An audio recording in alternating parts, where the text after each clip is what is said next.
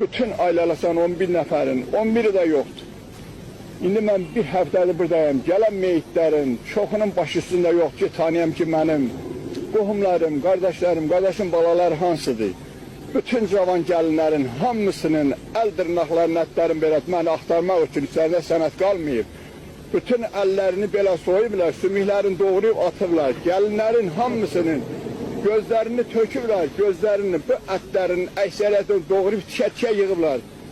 Gülə 87 nəfər gəldi buraya, gecə gəldi, gürültüdən başqa gecə 87 nəfər gəldi. 87 nəfərin saymışam, 9'unun gözü üstündədir.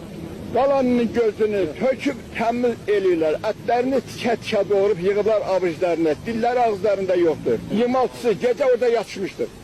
Onda gördük ki, bütün atışma elə qəflətən qopdu. Siz oradaydınız? Bəli, mən qardaşım evindəydim. Atışma qopandan sonra kimin ağzı hara gəldi? Bütün dağılışdıq meşə ilə. Bir tek kardeşimizle mən qutardıq. Meşələrlə əhyalın başasımız gəldik, çıxdı, düşməli qırmərinin əlinə.